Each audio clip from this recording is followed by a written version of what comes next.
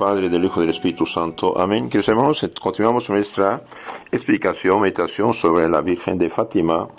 Como ya les dije, me apoyo en el libro La Virgen de Fátima del Padre C. Bartas, séptima edición, colección Patmos de Realp. Entonces hemos visto que después de la tercera aparición del infierno, los niños vieron el infierno con sus ojos, realmente fue algo como un océano de fuego, en el cual estaban sufriendo, gritando los demonios en formas horribles y las almas de los condenados. Pero los niños habían recibido la garantía de su salvación por la Virgen, y también recibieron el anuncio de un gran milagro que tenía que tener lugar en octubre siguiente. Entonces siempre la mamá de Lucía está en contra de la aparición, porque el cura está contra, porque la prensa católica no dice nada, y la prensa liberal, anticristiana, masónica hostil, y el presidente, digamos, local de la MUNI local, bien va a ponerse como un león feroz, siendo masón anticristiano, contra los niños, y la prensa, digamos, anticristiana va a publicar contra todo esto. No obstante, los artículos de la prensa masónica no obtuvieron otro resultado que el de dar a conocer a Fátima de un extremo a otro de Portugal, de manera que, en gran parte, gracias a ellos, el 13 de agosto siguiente, una inmensa multitud acudió a la cova de Irí. Entonces la prensa habla en contra y la gente se interesa más. Dios usa a esta gente para sus fines también. De todas partes se lee una carta escrita por un testigo ocular. Llegaban innumerables multitudes, vehículos de todas clases, de todos tamaños, se sucedían sin cesar. Los coches y los carros estacionados en la meseta, la interminable hilera de automóviles en la carretera y la aglomeración de bicicletas formaban un espectáculo de los más curiosos. Aquí y allá se distinguían grupos de asnos, caballos, mulos. Cada cual había llegado a aquel desierto según sus medios de fortuna. Hacia el mediodía todos aquellos lugares estaban ocupados por miles de personas. Los periódicos hablaban de 20.000. Generalmente se estima que la multitud congregada el 13 de agosto era de 18.000 personas. 18.000 personas. Toda esa gente son en gran parte peregrinos creyentes, devotos, más que curiosos. Entonces la fe en Portugal no desapareció. La gente es creyente, es católica todavía, aunque el pueblo católico a 98% y más, y tiene un gobierno anticatólico. Esto es lo curioso, ¿no? de los católicos que votan por gente que son contrarios a su fe. Un católico nunca debe votar por alguien contrario a su fe, a su moral, a su iglesia, a su religión. Cuidado. ¿Por qué? Porque con tu voto esta gente va a hacer leyes que van a destruir tu fe católica. Por ejemplo, en un país donde no hay aborto, los católicos votan por diputados que son abortistas o pro aborto. Entonces, ¿qué va a pasar? Van a votar por el aborto. Entonces el católico peca gravemente dando su voto a la gente que es anticristiana. Toda esta gente era devota, era creyente, apiñados alrededor de la carrasca bendita, pedestal de la aparición, ya despojada hasta de sus ramas, ocupaban la larga espera, rezando el rosario y entonando cánticos. A mediodía, los videntes no se presentan. Decepción general. Se espera un rato con cierta inquietud. Pronto empieza a correr la voz de que los niños no acudirán porque han sido raptados por el administrador de la MUNI. Algunos añaden, con la complicidad del señor cura y del señor regidor, alcalde. O sea, entonces el 13 la Virgen había dicho de estar ahí el 13 de cada mes, 13 de agosto, y los niños no llegan. ¿Qué pasó? Y bien, vamos a ver. General manifestación de cólera de la multitud. Se habla de ir todos juntos a la ciudad y pedir cuentas al desvergonzado administrador. Felizmente para él otro objeto viene a llamar la atención general. Los miles de personas ahí reunidas oyen como un formidable trueno que sacude el suelo y observan un relámpago que rasga la atmósfera. Al momento, todo sucede exteriormente como si los niños y la visión estuviesen presentes ahí. Después del relámpago, se señalaba de ordinario la llegada a la Virgen. Cerca de la carrasca, casi despojada, se forma un nubecillo muy agradable a la vista. Persiste unos 10 minutos, luego se eleva por los aires y se disipa. De esta manera todo el mundo quedó satisfecho, tal como si la señora se hubiese aparecido realmente. Vea, hubo algo, sí. Algunos que por cierto estaban un tanto apartados de la carrasca creyeron, y así se dijo, la Virgen se ha manifestado. En realidad nadie la vio. ¿Por qué? Porque los niños no estaban ahí. Pero no es extraño que entre la muchedumbre, habiendo observado iguales fenómenos en las precedentes apariciones, algunos supiesen por un momento que había tenido realmente lugar la visión. De todas maneras, por medio de estos prodigios, la Virgen María dio testimonio de que no había faltado a la cita. Ella sí vino. En cambio, faltaron los niños, pero no por su culpa, sino porque había sonado para ellos la hora de la prueba, de la persecución, de los sacrificios. Siempre sucede así. A las grandes gracias que Dios concede, siguen las grandes cruces. Esta es precisamente la huella de toda obra del cielo. Entonces, las grandes gracias, grandes cruces. ¿Quién de los santos no fue perseguido, no tuvo problemas, dificultades, calumnias, persecuciones, hasta martirios? Sin embargo, la multitud decepcionada, pero reconocido a la señora que ha manifestado su poder, luego de haberse preguntado qué ha sucedido, se dispersa con la idea de que la visión no volverá antes del día 13 del mes siguiente. ¿Y qué pasó con los niños? He aquí lo que sucedió a los pastorcillos. Unos días antes, los padres Antonio, Emanuel, Pedro fueron citados junto con sus hijos para que se presentasen en Vilanova el sábado 13 de agosto, suponiendo el señor administrador que en las reuniones de cuadrilla se escondía una maniobra reaccionaria, católica, póngalo, pensó aplicar la ley que prohibía las manifestaciones religiosas fuera de los edificios destinados al culto, y empezó por dirigirse a los fautores de estas aglomeraciones piadosas. Antonio acudió a la villa con Lucía, su hija, pero tío Manuel no llevó consigo a sus hijos demasiado pequeños para comparecer ante una comisión o tribunal cualquiera. Fue severamente amonestado. Mucho se asustó a los dos pequeños, con lo que aguardaba a Lucía. Cuando ésta, al marchar, se despidió de ellos, Jacinta les dijo: nosotros iremos detrás de vuestro pozo y rezaremos mucho por ti. Cuando vuelvas, ven a vernos. Y si te matan, les dirás que yo y también Francisco somos igual que tú y que también queremos morir. En la subprefectura, Antonio dejó que su hija se las arreglase por sí sola, protestando ante la autoridad de que él no había ni fe ni importancia a estas historias de mujeres. Su cuñado más entero contestó a los sarcasmos del funcionario y de su camarilla y defendió la sinceridad de los pequeños videntes. Había allí, explica unos escribidores, que anotaban mis respuestas y se burlaban de mí. Mire, qué gente. Supuestamente son autoridades, se burlan de la gente. ¿Con qué derecho? ¿Con qué derecho? Pero esa gente así es. Se dicen libres pensadores, más bien cabezas cerradas, ¿no? No logrando resultado alguno ante la firmeza de Lucía, el subprefecto abandonó la partida, no sin antes asegurar que él lograría sus propósitos, aunque, añadió, fuese necesario matar a la pequeña recalcitrante.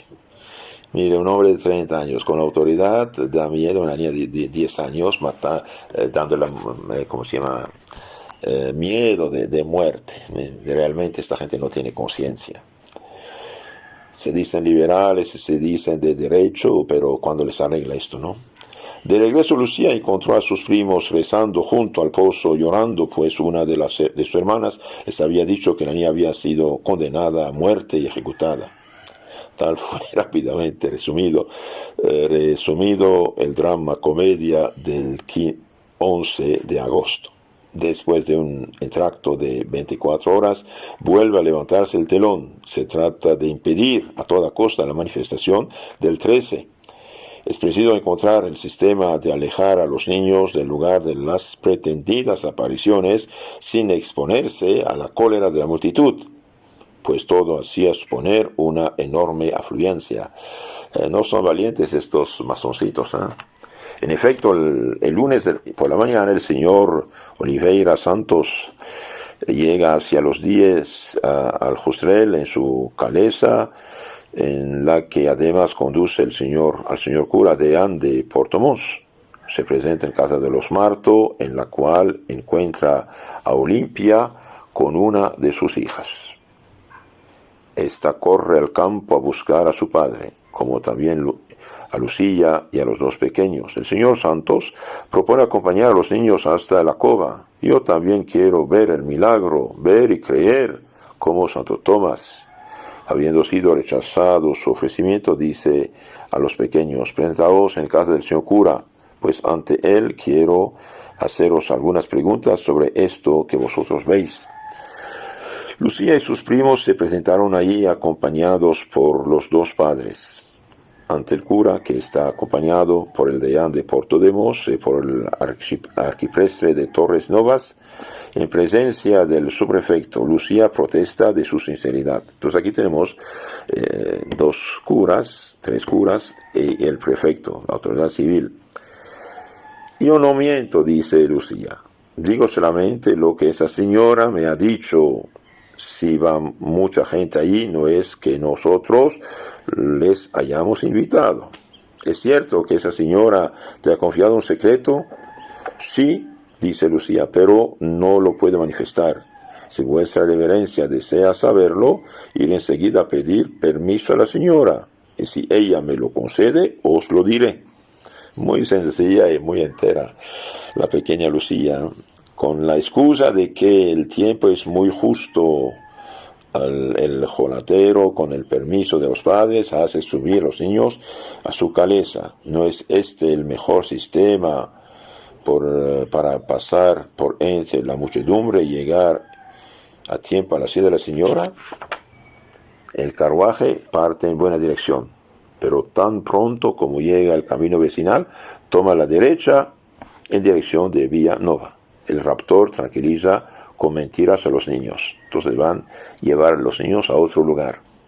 Fiel cumplidor de la ley, particularmente cuando va contra la legión, el señor Oliveira Santos cree que le será mucho más fácil detener a los 3 videntes que a los millares de delincuentes que están rezando oraciones y entonando cánticos fuera de un edificio destinado al culto. Y quizá le llegue a penetrar el misterio de las pretendidas apariciones, haciendo cantar a los niños lejos de la multitud y de su ambiente. Su esposa dio de almorzar a los cautivos. Luego él intentó por toda clase de medios arrancarles la revelación del famoso secreto, obtener de ellos la promesa de no volver jamás a la caballería.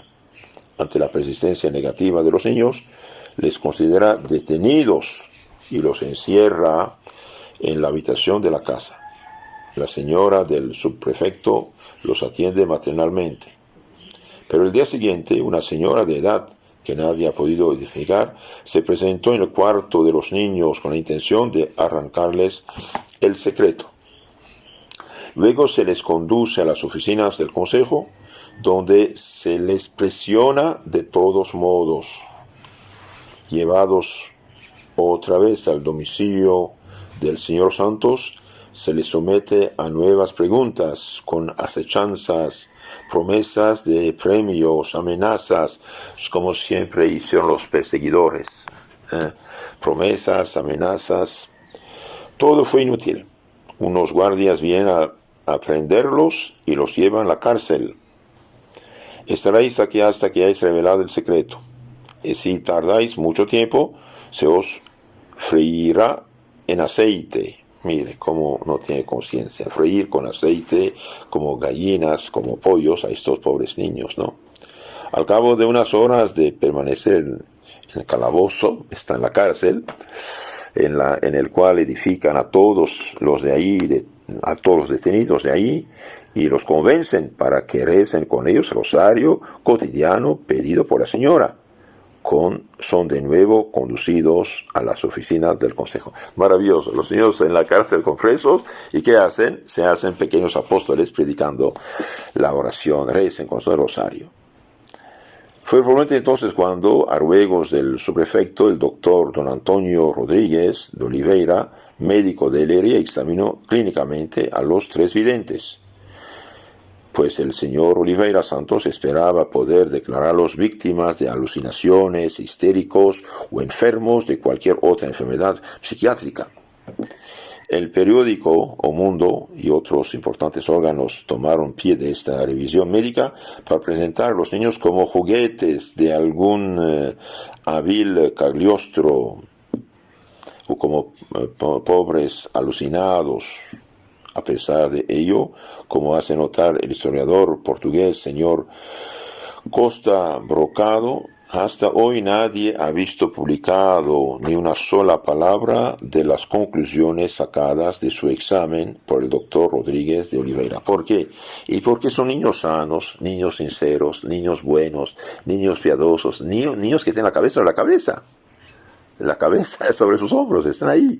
Son gente realmente sana, más sanos que sus verdugos. Si el doctor no publica nada, significa que no tiene nada que decir. O más bien, no tiene ningún problema, son gente sana. Con manifestaciones de incontenible ira, el administrador, que no logró lo que quería, dio orden delante de los niños de que se pusiese al fuego una gran caldera de aceite. Realmente abuso de poder total. Luego les dejó solos en la estancia bien cerrada. Cuando vuelve, los hace acompañado de un guardián, el cual coge con violencia a Jacinta por un brazo. Si no hablas, serás la primera en ser frita. ¿Esto qué es? Los paganos hacían igual, los comunistas hacían igual. Esta gente que es liberal, derechos humanos, democracia, mire, el tipo da nombre de democracia, poder del pueblo a su hija y va a freír una niña de pocos años en el aceite como una gallina. La niña resiste, Jacinta resiste y es conducida a la fuerza a una habitación contigua, de la que regresa el verdugo diciendo, ya está una, ahora tú Francisco, miente, pero trata de espantarlos. El niño llora, pero no se muestra menos valiente. Había dicho, hagamos sacrificios, tenemos que morir por Jesús. Sacado violentamente, es también conducido a la prendida sala de torturas. Los torturan psicológicamente. Entonces le toca Entonces le tocaba la vez a la mayor, a Lucía, para quien se produjo idéntico escena. Yo estaba convencida, declara Lucía, de que este hombre hablaba en serio y que todo había terminado para nosotros, pero yo no tenía miedo y me había encomendado a la Señora Virgen. Entonces realmente son mártires de la fe, de la verdad, estos niños. En la sala de torturas se encontró a sus primos sanos y salvos, aunque no libres de terror. Sin embargo, a modo de consuelo, un policía les aseguró que no tardarían en ser fritos los 3 juntos. Mire, que se burlan de los niños, se burlan realmente. Según ciertos indicios, parece que la escena de la tortura no ocurrió a cargo del administrador, sino de uno de sus amigos, oficial de policía. Este ha fallecido. El señor Arturo se ha negado siempre a cualquier declaración.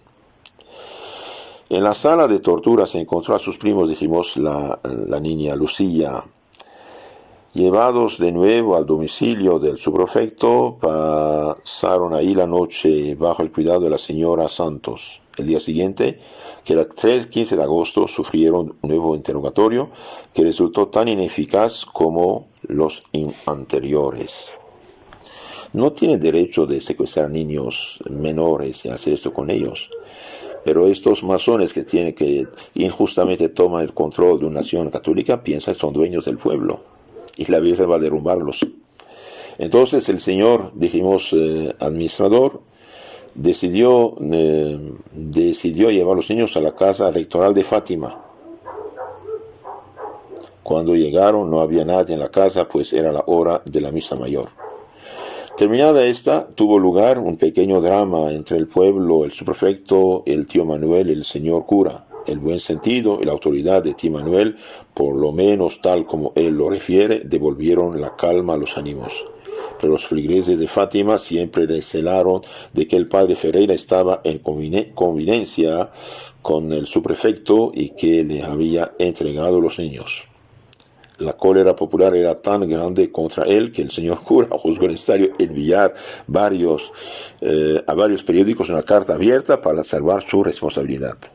En esta aventura, la gran contrariedad de los pastorcillos fue haber faltado a su promesa de acudir a la cita de la señora el 13 de cada mes. Pero ella les consoló. Entonces, aquí los niños no tienen nada que ver con esto. No pudieron ir porque estaban presos, estaban como en la cárcel. En la siguiente charla hablaremos de esta aparición de agosto, que va a tener no el 13 porque no pudieron estar, pero un poco más tarde.